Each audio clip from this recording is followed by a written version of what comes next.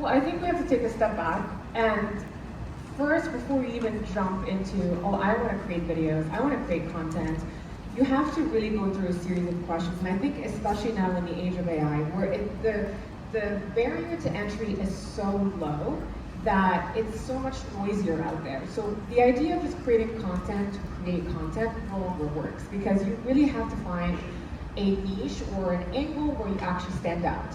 And the best way to go about that is taking a step back and really asking yourself the hard questions, or maybe using AI to actually flush out why you're creating content, who you're creating that content for, what does your ideal customer profile look like, what are they struggling with, what is their pain point, what are they even talking about online, right? So we have a lot of forums right now with Reddit and TikTok where people are actually asking, your dream client is asking the questions already. You just have to find what those are and then tailor your content to those top trending topics or what the buzz is all about. Because ultimately, you want to create content that delivers value to your dream customers so that they see you as a value add resource and they trust you more with their money.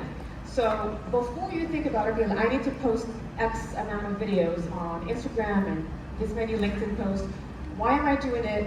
Who is it for? How do I convey my message to actually solve their pain points?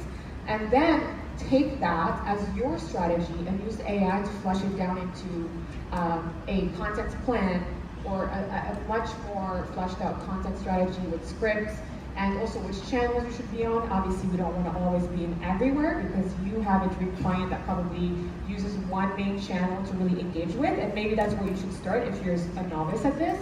Of course, if you have done content for a while, you can always scale up. But I always recommend when you're getting started with the idea, I want to build a personal brand and attract clients using content, start with one main channel that you can really master before you can scale up.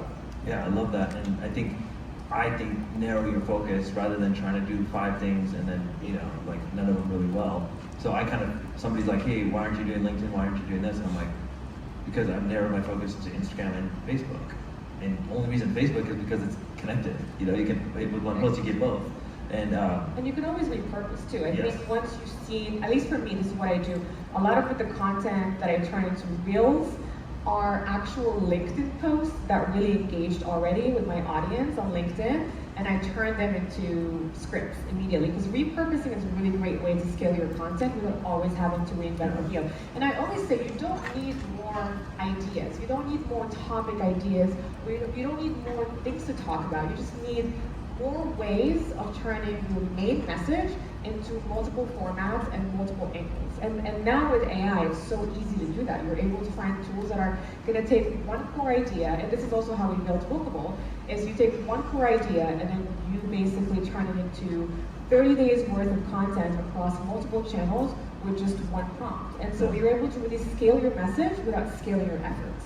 That's so awesome. So, okay, which model should we be using for this? Like, should we, how many of you guys are using ChatGPT on a daily or weekly basis at least?